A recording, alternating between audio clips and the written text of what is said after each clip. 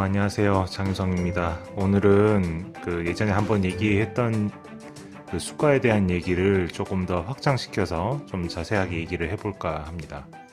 그래서 오늘 제목은 원가 이하의 낮은 수가보다 더 중요한 게 뭐냐 하는 내용입니다.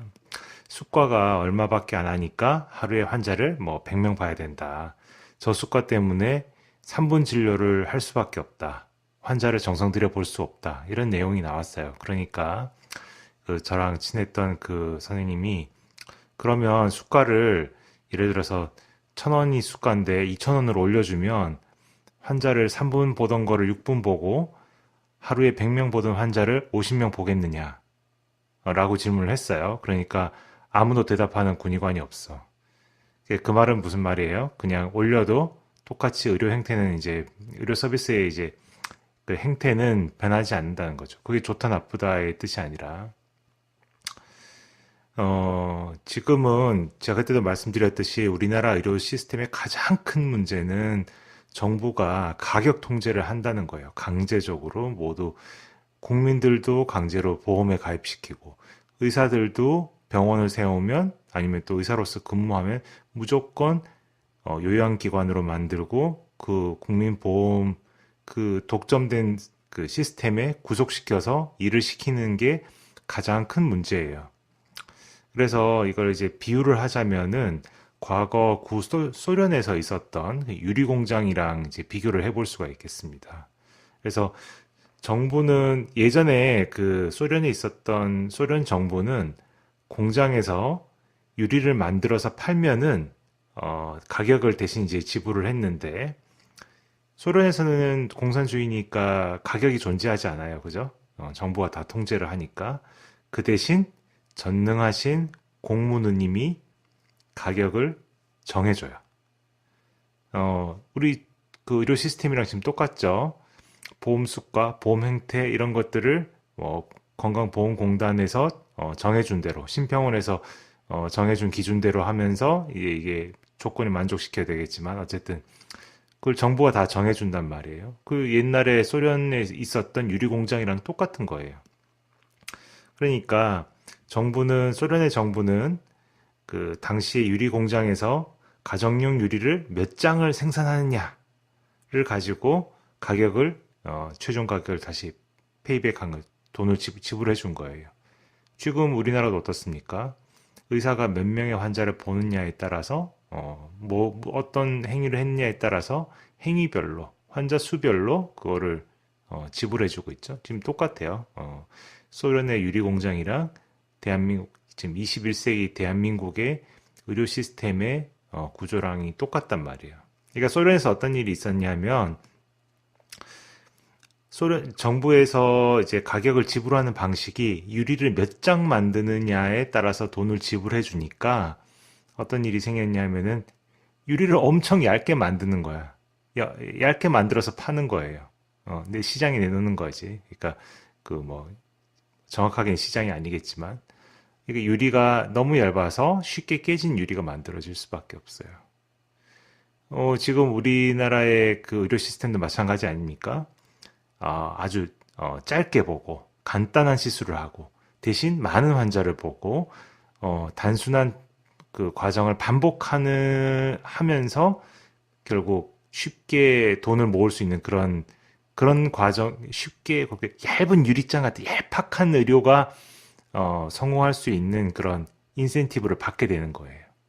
그러니까 예전 소련처럼 이 유리로서 잘 기능도 못하고 쉽게 끼어져 버리는 그런 유리가만 나와서 막 유통이 되는 것처럼 대한민국의 의료 시스템도 그렇다. 그러니까 이제 소련의 정부도 가만히 있지는 않았겠죠. 그래서 유리가 너무 얇다고 이제 원망이 이제 아우성을 치니까 이제 정부에서 어떻게 바꿨느냐. 유리 공장 사장들 다 구속하고 그 사람들 욕심이 이제 원인이다. 탐욕이 원인이다. 이렇게 하면서 이제 이 문제를 정부가 해결하겠다고 이제 나섰겠죠. 그래서 이번에는 판매한 유리의 총 무게에 따라서 가격을 다시 지불을 해줬어요. 그러니까 유리를 생산했는데 너무 얇게 만드니까 이 총 양을 많이 하면은 많이 생산한 만큼 유리 재료를 많이 써서 많이 생산한 만큼 다시 돈을 돌려줬단 말이죠. 그러니까 어떻게 됐겠어요? 예상하는 것처럼 각 가정에 이제 유통된 그런 유리들이 이제는 너무 두꺼워져서 밖이 보이지 않을 정도가 된 거예요. 유리가 벽돌처럼 만들어지기 시작했다. 그래서 유리 공장 사장들이 다시 잡혀가기 시작했어요. 뭐 이건 마찬가지. 지금 의료 서비스도 똑같은 거죠.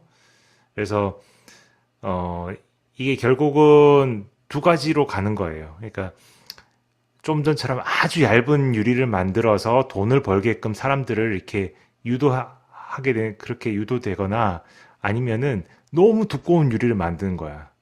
그게 뭐 의료로 치면 뭐에 해당되겠어요? 이게 과잉 진료가 되는 거예요.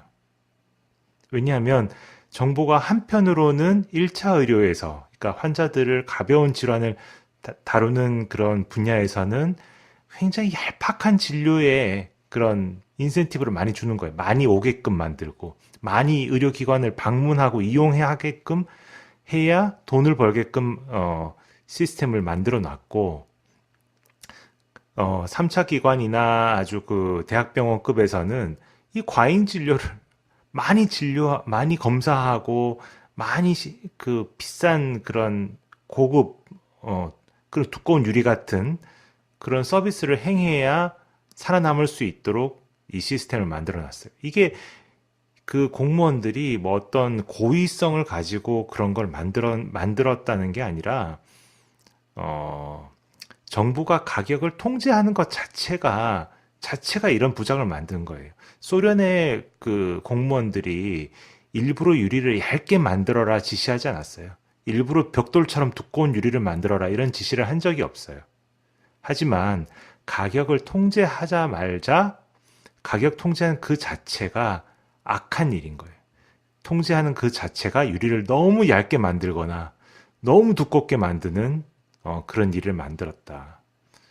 유리공장 사장들이라고 할 수 있는 의사들은 정부가 그 유리에 대한 수가만 올려주면 문제가 해결될 거라고 주장을 하고 있어요. 그러니까 유리 단가만 올려주면은 이 문제가 해결된다. 그건 사실 그렇지 않죠. 그러면 또 이 부작용이 다 생긴단 말이죠. 예, 그런 걸 아직 깨닫지 못하고 있고, 그 대다수의 유리창문 소비자들, 의료 소비자들은 정부가 훨씬 더 강력하게 유리 두께와 생산량과 품질을 알아서, 쉽게 말하면 정부 마음대로 정해줘야 된다. 그래야 유리공장 사장들, 의사들의 횡포를 막을 수 있다. 이렇게 믿고 있다는 게 진짜 이 비극적인 코미디입니다. 그래서 오늘 제가 말씀드리고 싶은 내용은 이 우리나라 의료시장의 가장 큰 문제, 이 가격 통제가 어떤 우리 의사들로 하여금 어떤 행동을 하게끔 만들었느냐. 너무 얄팍한 의료 서비스 또는 너무 과대한 과잉 진료, 방어 진료, 고가 서비스를 추구하게끔 만들었다는 거죠. 사실 시장이 원하는 거는 아주 얇아야 될 때도 있지만 너무 두껍지도 않고 얇지도 않고 어떻게 보면은 너무 잘 깨지지도 않고 그러면서도 유리창의 기능을 잘 할 수 있는 어느 적절한 두께를 원한단 말이에요. 그건 사람마다 다를 수도 있고 용도에 따라서 다를 수 있고 빌딩에 있는 유리가 다르고 가정집에 그냥 지하실을 대충 막는 유리가 서로 다 다르잖아요. 그죠?